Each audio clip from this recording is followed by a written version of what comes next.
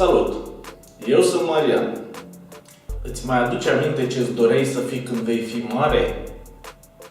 Ei bine, eu mi-aduc aminte. Îmi doream să curăț cartofi.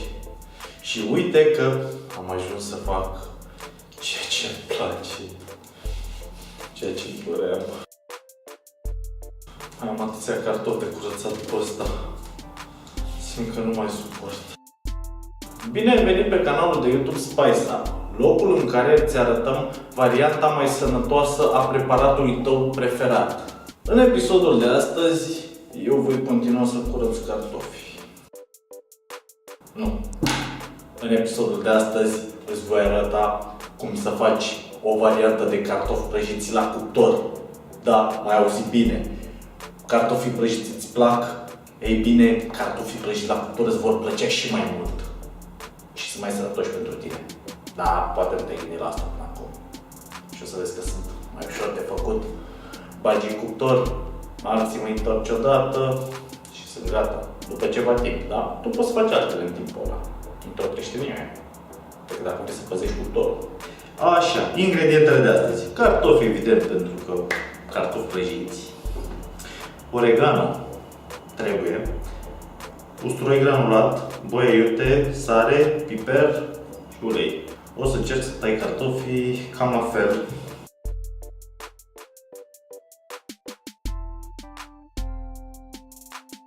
Acum că am tăiat cartofii, urmează să-i punem într-o tavă foaie de foc.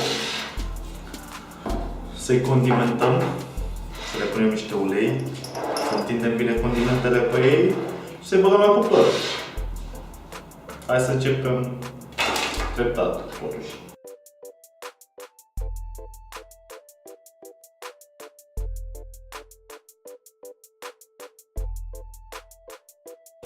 Să ai grijă să amesteci să se acopere bine de condimente și după să-i ordonezi în tavă, să nu se atingă pe cât posibil, nu vrei să-i pierzi.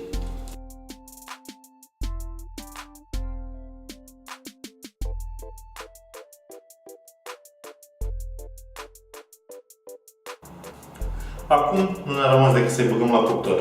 Să zic cum fac eu la cuptor de obicei. Îi bag la 150 de grade, îi țin cam 25 de minute, 30. După aia măresc temperatura treptat până spre final ca să se facă crocanți la exterior, să prindă culoare cum trebuie.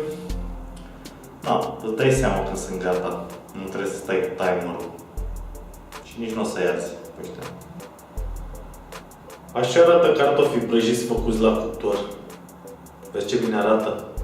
Crede-mă, miros și bine și sunt super gustoși. Am testat deja pentru că nu puteam să mă abțin.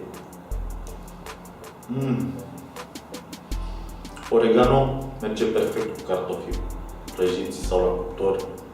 Trebuie să încerci să vezi cum e. Nu vei mai face cartofi fără oregano. E genial. Super delicioși. Ai putea să mănânci ăștia toată ziua.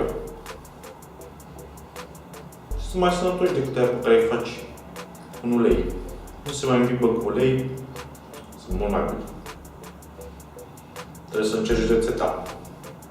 Îți garantez că o să-ți placă la maxim. Mie îmi plac, îi fac destul de des. Dacă îți place rețeta de astăzi, nu uita să dai like și să te abonezi ca să primești notificări de fiecare dată când apare o rețetă nouă.